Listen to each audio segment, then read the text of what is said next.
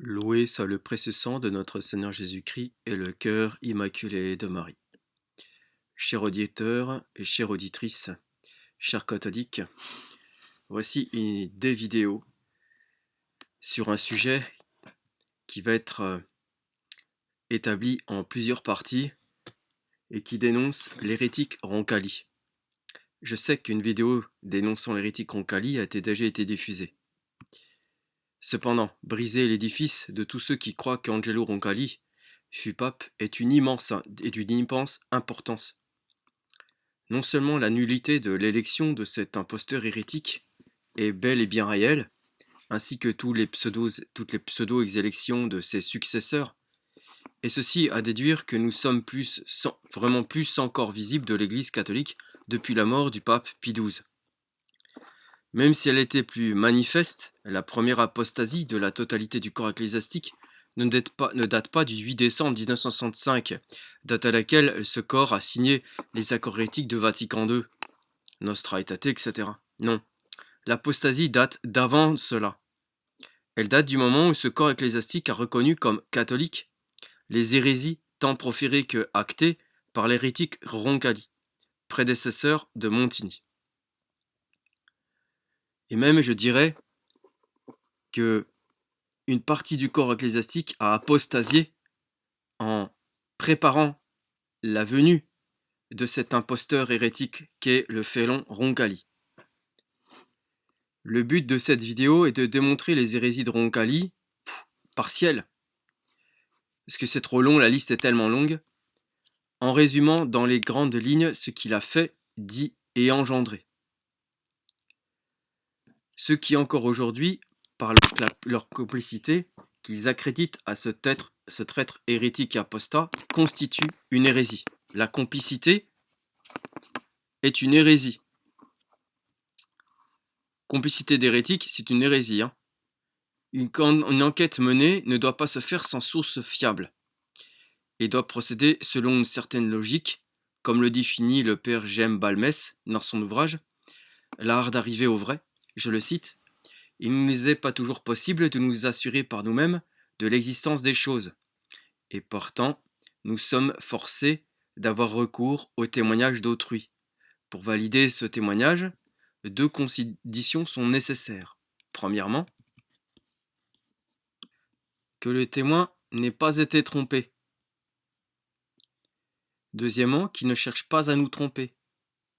Il est évident que l'absence de l'une de ces conditions enlèverait au témoignage toute valeur. » Fin de citation. La bulle de Paul IV s'appliquait bien pour Roncalli, dont je rappelle ici brièvement la teneur avec mes mots à moi. Cette bulle déclare nul et sans valeur tous les actes, faits et gestes qu'un clerc, même élevé au souverain pontificat, aurait fait s'il avait été hérétique ou schismatique, ou s'il avait soutenu le schisme et l'hérésie, et ce, avant ou après cette promotion. Vous trouverez disponibles ces explications de cette bulle dans une vidéo de cette chaîne. Commençons par dénoncer un acte hérétique de Roncalli, posé dès le début de sa pseudo-élévation au souverain pontificat. Roncalli augmenta le nombre de pseudo-cardinaux, ce qui est interdit par le pape Sixte V. En effet, l'Église catholique, à travers la bulle Ex Cathedra infaillible donc immuable de Sixte V, a fixé le nombre de cardinaux à 70, nombre fondé sur les 70 juges de l'Ancien Testament, livre des juges. Voici un extrait de la bulle en question. Citation. Bulle de Sixte V, postquam verus, du 3 décembre 1586. Traduction du texte du Grand Bullarium latin par le professeur Gabriel Chabot de Lausanne. Création de cardinaux. Nombre, ordre, âge et qualité. Désignation de 6 églises cathédrales conférées aux cardinaux. Sixte, évêque, serviteur des serviteurs de Dieu, décrète à perpétuité. Perpétuité. Préambule. Premièrement, le pontife romain doit créer des cardinaux, des hommes d'élite. Surtout parce que le souverain pontife doit être choisi dans le collège des cardinaux. Ça, c'est la deuxième condition. Troisièmement, Aussi, cette constitution, à savoir les circonstances, les temps et l'occasion, ont amené à s'éloigner de l'antique coutume de n'admettre dans le sacré collège qu'un très petit nombre de membres. Aujourd'hui, le nombre des cardinaux dépasse celui que l'antique coutume cooptait dans ce même collège. D'une part, selon le décret du Concile général de Trente, il faut tenir compte de toutes les nations et de la chrétienté. D'autre part, beaucoup de membres du Sacré Collège, pour cause de vieillesse ou de maladie, faiblesse de la nature humaine, ne peuvent pas facilement et assidûment supporter le poids d'une si lourde charge. Afin que l'image de l'antique synagogue corresponde à la réalité de la Sainte Église apostolique, nous voulons aussi suivre le commandement du Seigneur à Moïse, à savoir de réunir 70 vieillards d'Israël, connus de lui comme anciens du peuple et compétents, afin de porter avec lui le poids de tout le peuple et ne pas rester seuls à en être chargés. Ils furent amenés à la porte du tabernacle et entendirent la voix du Seigneur, et l'Esprit Saint descendit sur eux. D'accord avec nos frères susdits, nous statuons, nous ordonnons à perpétuité, que dorénavant, le nombre total des cardinaux de tout ordre, évêques, prêtres, diacres, qui le sont aujourd'hui ou seront créés à l'avenir, ne dépasse jamais, tous ensemble et à la fois, le nombre de 70. Sous aucun prétexte, occasion ou cause, même d'urgence, ce nombre ne pourra être dépassé. Que s'il advenait à l'avenir, soit par nous-mêmes, soit par le pontife romain régnant à ce moment-là, qu'un cardinal ou plusieurs soient élus, ou créés ou proclamés outre le nombre ci-dessus fixé, nous décrétons qu'une telle élection, création,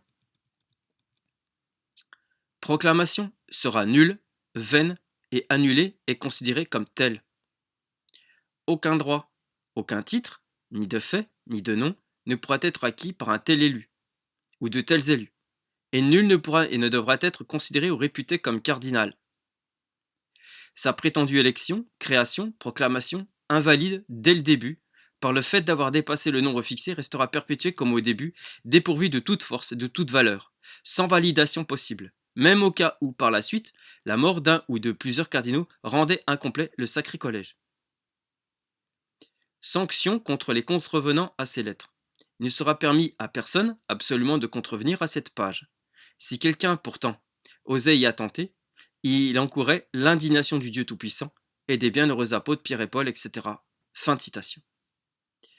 Mais Roncalli, l'antipape Jean XXIII, n'en a cure.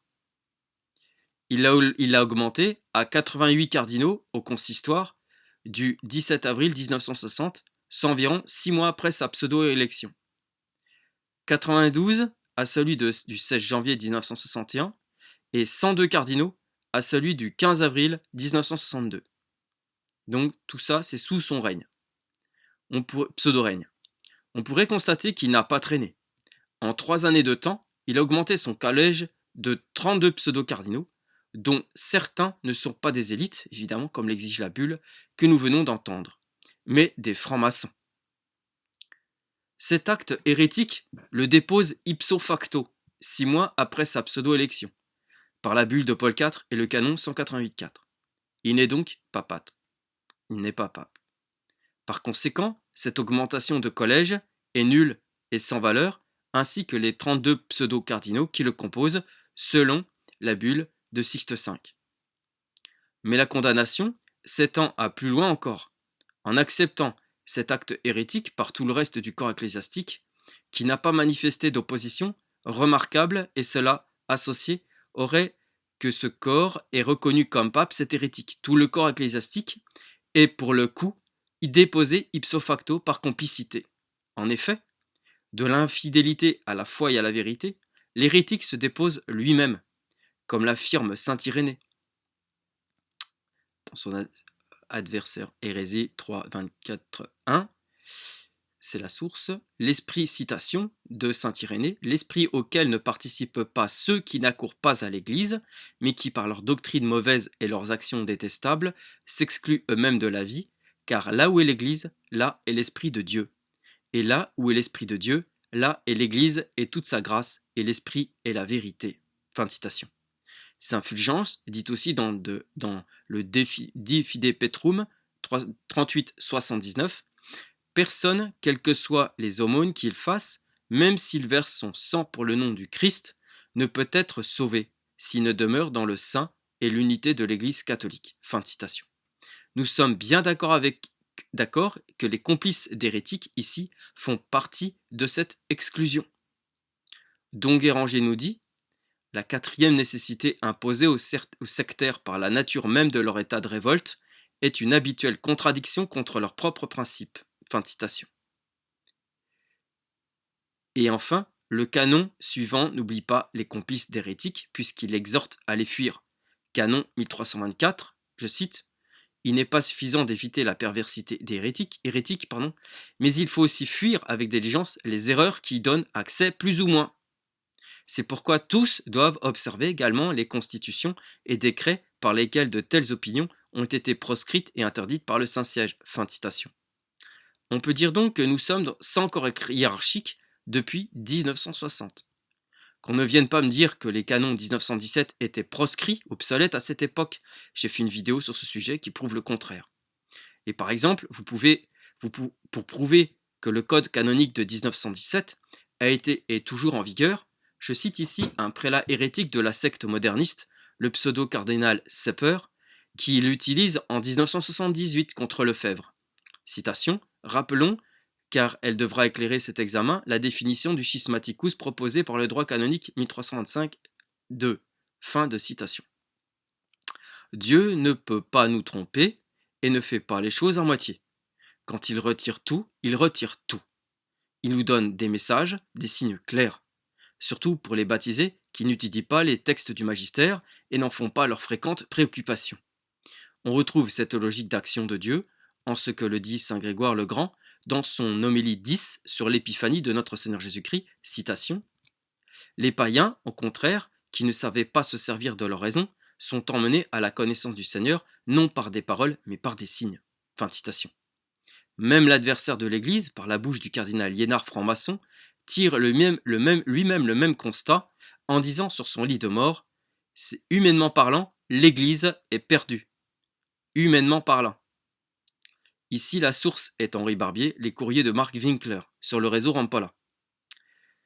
Le cardinal Liénard, outre qu'il exprime en déclarant la perte de l'Église, souligne bien qu'il s'agit uniquement de son corps ecclésiastique visible, et non pas du plan gouvernemental et enseignement de l'Église, il dit humainement.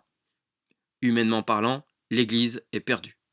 Cette déclaration affirme bien donc, même venant d'un franc-maçon, que les portes de l'enfer ne peuvent pas prévaloir contre l'Église, dans ce qu'elle enseigne, et dans son plan gouvernemental toujours en vigueur, mais non exercé par la hiérarchie visible depuis 65 ans. Cette rébellion, en acte contre l'Église, amorcée ainsi par Roncalli, n'est pas le fruit du hasard. Beaucoup connaissent ou ont entendu parler de son élection truquée. Il y eut, selon le témoignage de l'officier interprète Marc Winkler, voici ce qu'écrit dans une de ses lettres Marc Winkler. Citation: car si les gouvernements disposent de services de renseignement, ce n'est pas pour rien. Comment se fait-il que nos services soient au courant et qu'au Vatican on ne sache rien? Un exemple. Avant de devenir Jean XXIII, Monseigneur Roncalli était nonce à Paris. Tous les jeudis soirs, il se rendait en costume civil à sa loge maçonnique. Passé le 3e degré, il semble que les initiés devraient savoir sur quelle route ils se sont engagés, celle de la gnose et du panthéisme. Comme le rappelle saint Benoît dans sa règle, il y a des voies qui paraissent droites aux hommes et qui conduisent dans les profondeurs de l'enfer. Alors comment se fait-il qu'il y ait actuellement pas moins de 4 loges au Vatican? Mais revenons-en à Montigny. Le 2 janvier 1945, je fus conduit, après souper, par mon ami Monseigneur Sergio Pignedoli, que j'invitais souvent au cercle des officiers, à une réception du prince de Naples, neveu du cardinal Rampolla. Chemin faisant, il m'expliqua que Monseigneur Montigny lui avait demandé de me présenter à ce personnage qui était le grand maître de ce que l'on l'appelait la loge du Vatican, Otto. L'OTO. Il me fit part également des grands projets en cours pour les réaliser, que je le connaissais bien et que tout était prévu pour qu'il soit élu. Je me tournai vers lui, plutôt interloqué. Comment, me dit-il, vous ne voyez pas qui c'est? Vous lui servez la messe à Sapienza. Fin de citation. Le prélat dont Winkler sert la messe est Roncalli, vous l'aurez compris. Et tout cela s'inscrit dans des liens que Roncalli avait depuis longtemps, non seulement avec le libéralisme, avec un évêque libéraliste communiste dès l'entrée dans son séminaire, mais aussi avec toutes des études qu'il a fait lors de son séminaire sur l'humanisme, puis la participation à des manifestations communistes, libérales, puis l'appartenance à la franc-maçonnerie, des liens étroits avec le communisme. Nous allons dire tout ceci dans la prochaine vidéo concernant le communisme et Roncalli. Gloria natissimis Deo et in terra pax hominibus bone voluntatis.